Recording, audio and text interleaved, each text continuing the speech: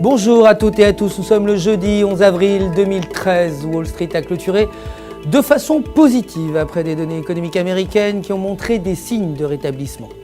Le S&P 500 a gagné 1,2%, le Dow Jones 0,9% et le Nasdaq a gagné 1,8%. Le dollar s'est échangé de façon mitigée par rapport aux devises principales en réponse à la réunion du FOMC durant laquelle les membres ont déclaré que la Réserve fédérale devrait commencer à réduire le volume d'achat d'obligations cette année et l'arrêter définitivement d'ici la fin de l'année. Le solde budgétaire fédéral est meilleur que prévu à moins 106,5 milliards contre moins 110,3 milliards. Aujourd'hui, les demandes d'allocation chômage sont attendues à 362 000 contre 385 000 précédemment.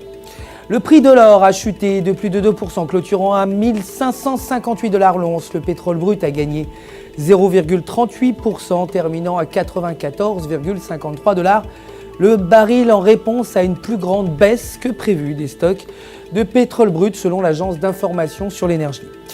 L'euro s'est affaibli par rapport aux devises principales à cause de l'aversion au risque des investisseurs. La production industrielle française s'est établie à 0,7% contre 0,6%. Selon le graphique journalier, la paire euro-US$ possède une forte résistance, 1,3112. Tant que la paire reste en dessous de ce niveau, la tendance restera baissière. Aucune donnée économique importante n'est attendue pour aujourd'hui. La livre sterling a clôturé quasi inchangée face au dollar américain et s'échangeait dans un intervalle étroit à faible volatilité. Selon le graphique en données de 4 heures, la paire livre US$ forme un schéma à double sommet, ce qui indique un possible retournement de la tendance principale. Si la paire brise le support à 1,5250, on pourrait le voir chuter à 1,5050. Le dollar australien s'est déprécié par rapport aux devises principales dues à des macro-données décevantes.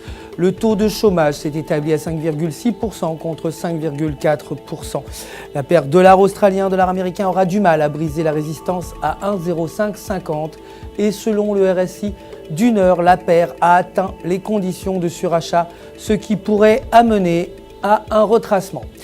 Aucune donnée économique importante n'est cependant attendue pour aujourd'hui. C'est la fin du Flash. Merci de nous avoir suivis.